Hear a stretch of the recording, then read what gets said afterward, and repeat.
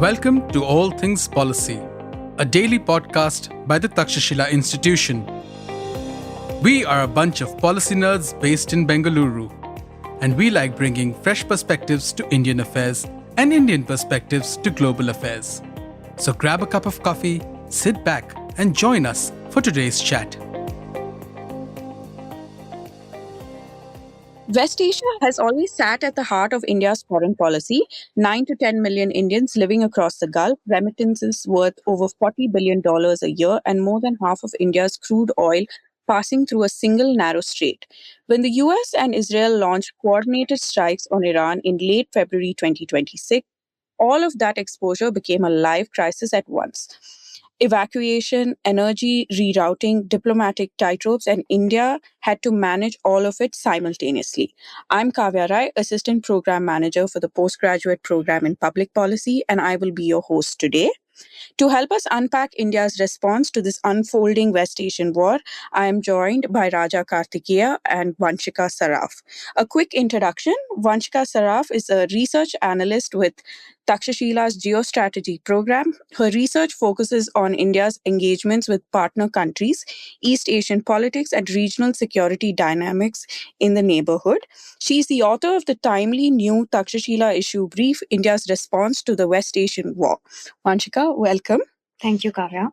And we also have Raja Karthikeya, adjunct fellow leading West Asian studies at Takshashila. Raja is a veteran international affairs professional with over 2 decades of experience spanning the United Nations and frontline diplomacy across Asia and Africa. His expertise covers everything from West Asia geopolitics and peace mediation to climate security. Raja, great to have you with us. Thank you, Kavya, and great to be here together with Vanshika. Let's begin by setting the scene. Vanshika, your brief argues that India's 3 core priorities in this crisis, diaspora welfare, energy security, and diplomatic neutrality, weren't complementary. They were structurally contradictory. Can you walk us through what you mean by that and where did those tensions actually bite? Yes, Kavya. Thank you for that question. So as I've written and as I'll explain now, India's response was not simply a matter of, balancing 3 priorities, which might seem compatible on surface, but were really not. And these were 3 axes that were for us the highest priority, one of which was diaspora welfare, second, our energy security, and third, balancing our external partnerships. And on paper, they might, appear quite simple and easy to do. We have to protect our citizens, we have to keep the oil flowing, and we have to just avoid taking sides. Right. But in practice, each priority requires a very different kind of political behavior. And this is why tensions have been acute, right? And let's start with, welfare of the diaspora. So when we see Indian citizens caught in a conflict zone, it's very difficult to be neutral if there's a war going on, because something like evacuation requires permission, safe corridors, coordination with the host government, sometimes even communicating with actors that we may not want to publicly endorse or privilege. So first, the act of protecting our citizens while maintaining equal diplomacy with all power centers is a challenge. Second is just our acute energy dependence on West Asia, right? Which means for us, this was not a distant war in some other region. We felt the shock, whether that's through shipping lanes, ports, the cost of insurance, the strait being affected. All of that had a major impact on our domestic economy, as we've seen, through inflation, through supply uncertainty. So the fact that to maintain this, we had to maintain working relations with Iran on the one side, with Gulf states, with Israel, with the US, all of these actors simultaneously who are on opposing sides of the crisis is not an easy balance. And finally, I think to make things tough was the meeting between Modi and Netanyahu just days before the crisis broke out, right? It meant that we were not in a position of flexibility. It meant that we were in a position of constraint. And having close ties with US and Israel, creates expectations on one side. On the other hand, we have our own domestic interests related to energy, to connectivity, for which we need to have continued engagement with Iran and the Gulf. So it's been a tricky balance to maintain these three priorities and manage them flexibly. Right, right. Raja, would you like to weigh in on this balance that India is trying to maintain? Well, thank you. Firstly, my compliments to Vanshika on the brief. I think it's really comprehensive. It was not an easy balance for India to strike, no doubt. But we also saw this crisis coming. It had been in the making for months. I think India's position could have been a little more strident. It could have been, it felt there's always some firefighting to be done when a crisis breaks out. But we saw that there was a war in June last year between Israel and Iran. Yes. Iran had said multiple times that in the case of an attack against its mainland or its leadership, it will close the Strait of Hormuz. So this was every eventuality was known. Perhaps the scale of attacks against specific Gulf countries was perhaps not foreseen, but otherwise the rest of the dominoes were lining up. So I believe it could have been, the preparations could have been stronger, and it could have helped us because although we did succeed in one of the axes that Vanshika mentioned in terms of diaspora security, we still lost people, of course. There are only two countries from outside the region that have lost civilians in this war so far. One is the US, not civilians, but let's say nationals. One is the US, whose troops were involved in the war, and the other one is India, which is not a party to the war from any side whatsoever. So in that sense, yes, India has been affected. Our diaspora security has been reasonably successful, but in terms of our ability to manage the impact of Strait of Hormuz crisis, I think it was left wanting. Our response was wanting. Right. So, as both of you all mentioned about the Indian diaspora that is based there, so India evacuated over 1.1 million people from the Gulf by late April, a genuinely massive logistical operation. But you make a point in the brief, Vanshika, that the diaspora isn't just a welfare responsibility, it also functions as a diplomatic constraint. The presence of millions of Indian workers in GCC states means India has to keep those governments happy, which shapes how far it can go in engaging Iran. So, can you explain that dynamic a little bit? Yes, Kavya. So, as we saw, any evacuation, any large scale response like this, you cannot do without the cooperation of the host states, right? Whether you want to shelter, repatriate, document your own citizens, you need permissions for flight, for ships, you need access to ports, you need to be able to coordinate with the immigration departments, maybe police, labor ministries, and there are millions of workers who live across GCC countries, Saudi Arabia, UAE, Qatar, Kuwait, Bahrain. And during this war, a lot of the airspaces were closed, right? So that complicated the issue even more. There were a lot of Indian nationals that were moving at one point via Oman because Omani airspace was the only one that remained open. Right. And in fact, there were also a lot of Indians in Tehran. And their evacuation was facilitated through land, through Armenia, through Azerbaijan, because it was not possible for them to leave Tehran through flight. So they were going to Baku and Yerevan and then taking commercial flights. So one, evacuation in this way was extremely a challenge. Second, also, the diaspora is not just a responsibility because they're Indian citizens, but also because they account for a great share of India's own economy. Almost 40% of global remittances that we receive is from this diaspora. And so there were obviously downstream consequences in Indian households who are dependent on these remittances from workers working in these countries. So it had an effect on rural consumption, on household incomes, on employment. So this is why diaspora welfare is also very much a part of our economic security. And it's again, the presence of these workers, it spans across a range of services, right? It's not just construction, labor, or the ones that we're usually you think of. It's also service sector. It's also white collar professionals, Right. entrepreneurs, students. So it's a whole range of Indian workers that are in this region. And I think, yeah, the biggest sort of challenge was, also that we had to balance working with the GCC states, but also with Iran. Because Yeah. if we didn't talk to Iran, if we didn't have an active channel with them, we wouldn't be able to secure safe passage Yes, for our absolutely. ships. So there was definitely, risk and discomfort among the GCC partners in as to how India was also, dealing with Tehran. So I think in this way, we have to be cognizant of the fact that Iran's policy is always not shaped by Iran alone, right? It depends a lot on the Gulf states where a big part of our population resides. Absolutely. So India secured personal assurances from Gulf monarchs for the safety of Indian workers. But those same relationships meant India had to stay close to GCC states, even as those states were under Iranian attack.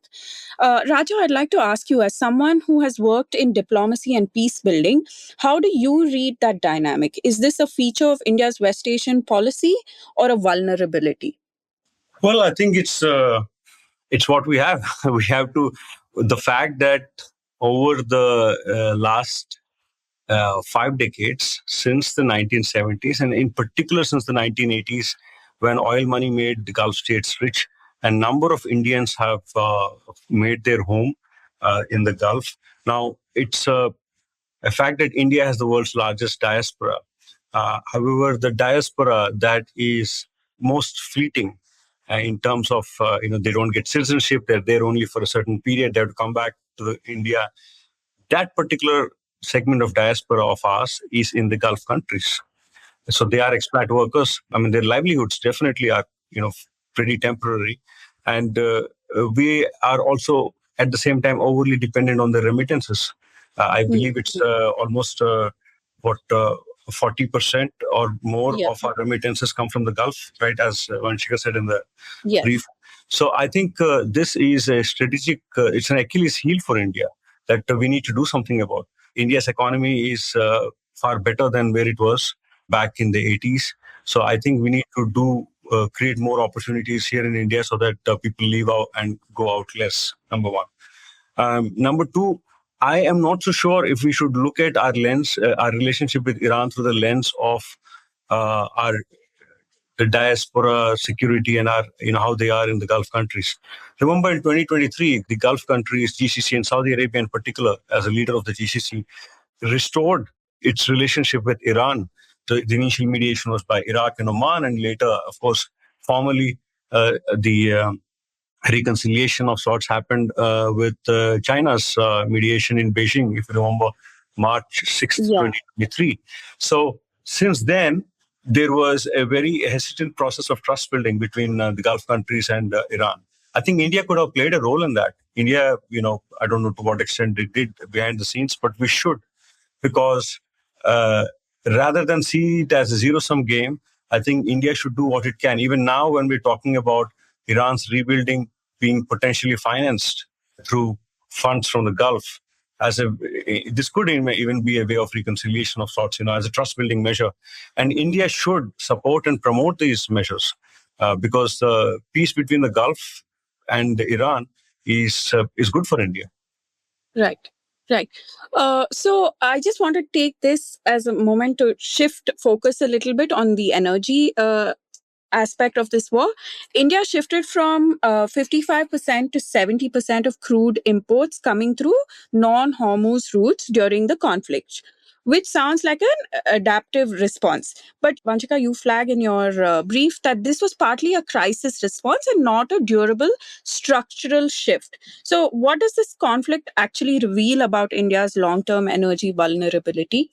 Yeah, right, Kavya. So during the conflict, in a positive development, we saw that crude flowing from non-Hormuz routes have actually increased from 55 to 70%. But we have to be aware that this was driven by a greater buying of Russian crude, higher supply from regions of Africa, Latin America. And this was therefore not necessarily a permanent shift in our buyers, right? Because the other important point to note is that Gulf Gulf crude actually reaches India pretty quickly in about a week. But Russian crude at the same time takes about 2 to 3 weeks. And that coming from Africa and America takes about, any time between 25 to 40 days. So therefore, I think what this crisis has revealed that, look, India's problem is not just dependence on one region. It is just dependence on imported energy as a whole. And we can diversify away from the Gulf to Russia, to Africa, to US, but that does not eliminate exposure. It just changes the nature of our exposure. And with the Gulf, the problem, the vulnerability that India faces is focused on choke points, right? As we saw with the Strait of Hormuz. But if you see other countries with Russia, Africa, or American crude, the vulnerability just shifts to other problem areas. Like it can be freight costs, it can be insurance premiums, it can be tanker availability, it can be sanctions, and again, longer delivery timelines. So diversification, of course, is good for India. It buys us resilience, but it also introduces a lot of latency and cost, which we need to be aware of. And the other thing was, yes, we have, been more flexible in terms of our procurement system than in the past. And our Indian refiners can now sort of source from a wider, basket of suppliers. But again, there are challenges because energy security is not just about crude oil, right? LNG, LPG, refined product markets, all of these remain extremely vulnerable to political pressure. And I think the deeper lesson is this, right? That yes, India's energy diversification agenda is important, but it cannot remain as a response to a crisis. And a temporary shift, of course, can help us survive the shock, but it will not help create any sort of long-term energy security. So we definitely need, larger strategic reserves. We need more flexible refining capacity. We need longer term supply contracts outside the Gulf. We need domestic production where it is feasible, faster renewable energy deployment, and obviously reduction of intensity of these energy sources used across transport and industry. So yeah, I think we can consider this to be a one-off sort of logistical success, but India's deeper sort of security model still needs a lot of reforms. Okay, so this is not sustainable, essentially. It can be sustainable if we make the correct choices, as I mentioned. Okay. So I just wanted us to talk a little bit about the Modi visit to Israel a few days before. So PM Modi visited Israel in late February, just days before the strikes, and declared India stands with Israel firmly. Then when Khamenei was killed, India waited 5 days to offer condolences and sent the foreign secretary, not the external affairs minister or the PM, a visible protocol downgrade from the morning India observed for President Rasai in 2024. So, Raja, I'd like to just ask you, what signal does this sequence send, especially to Tehran? Well, I think the signal is apparent, right? The signal was very clear that India was not going to risk its partnership with Israel, even though it was clear that Israel did not consult or maybe, I don't know if they really informed India before they starting the war. But India was not going to imperil its relationship with Israel in the process. If you look at the contacts that made between, for example, the foreign minister, the external affairs minister, and the calls that he made to various actors, which Vanshika very wonderfully highlights in the brief, you'll see that in the first 3 weeks of the war, the foreign minister, Mr. Jaishankar, spoke 3 times to his Iranian counterpart, and not once to his Israeli counterpart. Sure, the visit had recently happened, but then barely within 48 hours after the visit, the war had started. And it's a war in which nearly as many people, there are 9, for example, the number of Indian nationals whose lives were at stake in the Gulf countries is not small. It's equivalent to that of a small country, actually. 9 million people. So clearly, India should have spoken to the US and Israel at that time and expressed its concern in a more stronger form than what it has done. But India did not do that, and that was a clear signal to Iran that where India is seeing the priority, where it's facing its emphasis in terms of its partnerships. I think the second important thing was vis-a-vis UAE. Actually, UAE, India did express one of the first calls, I think, was to UAE from the Prime Minister. And then, of course, there were calls to various Gulf countries. But UAE is a very important partner. And I think that expression could have been far more direct in terms of condemning the attacks and where they were coming from, rather than just express our support to UAE's position. Right, right. So let us talk a little bit about Pakistan's role in all this. So Pakistan mediated the ceasefire.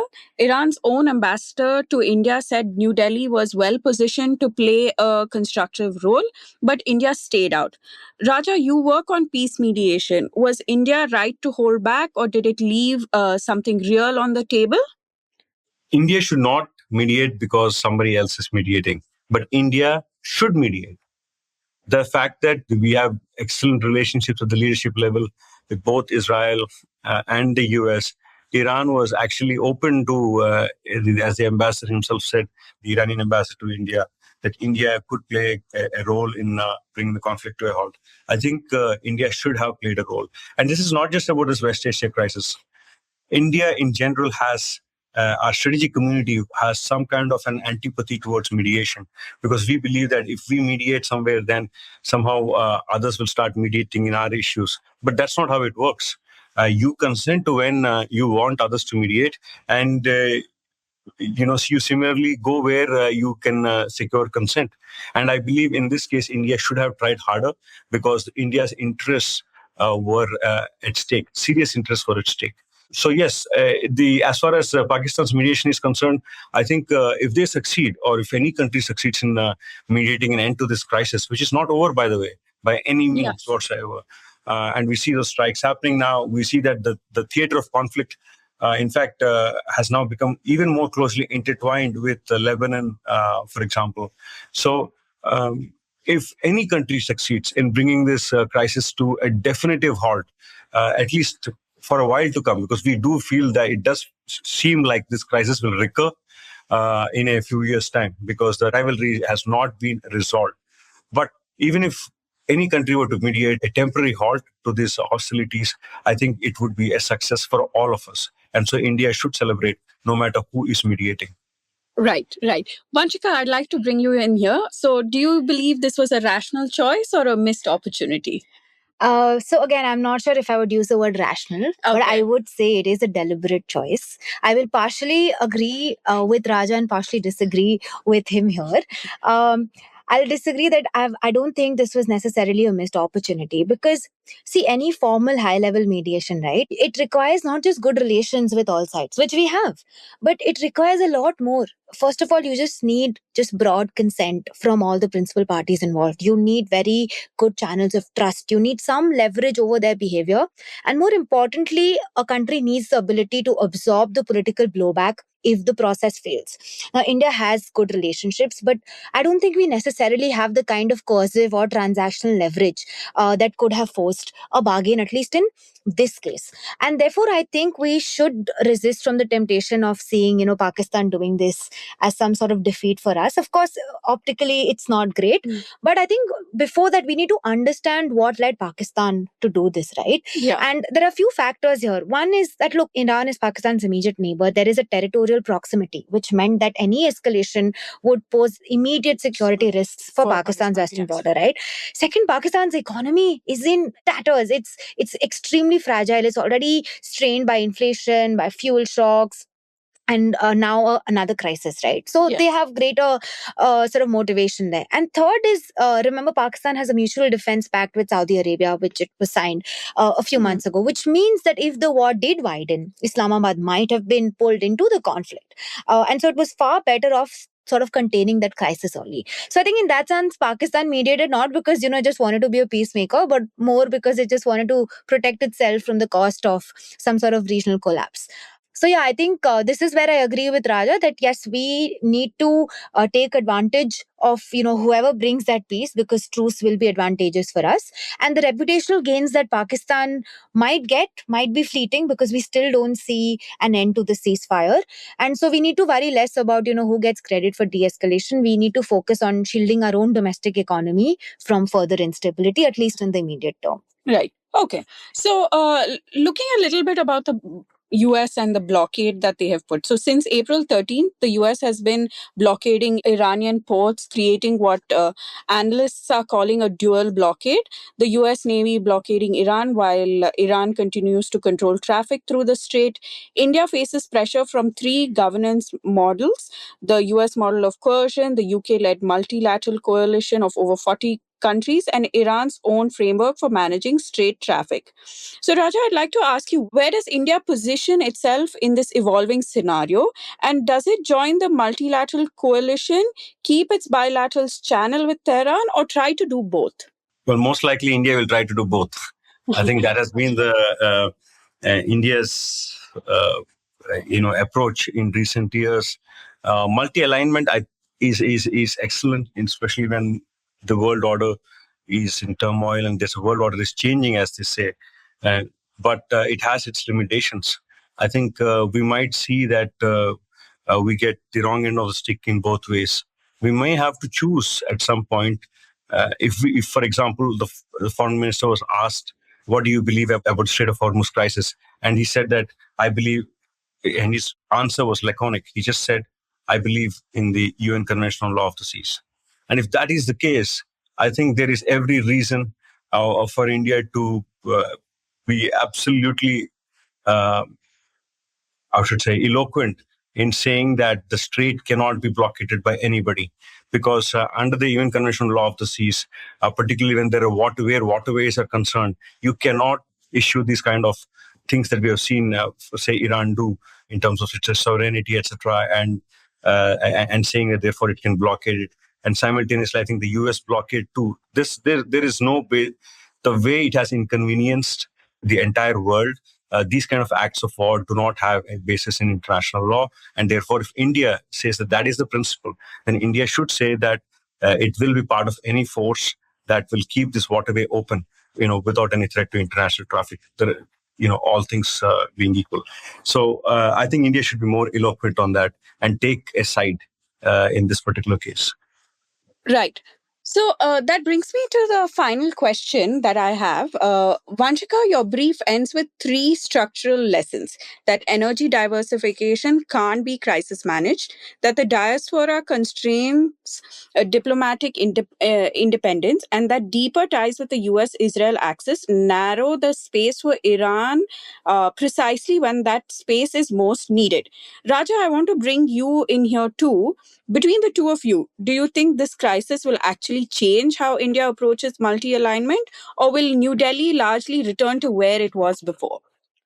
Okay, so yeah, I don't think that this crisis will make India abandon multi-alignment anytime soon. It's too deeply embedded in our foreign policy habits now. We have realized that, look, multi-alignment can mean having good relations with all sides, but I think it's also exposed that, look, it does not mean having same or having equal freedom of action with all sides.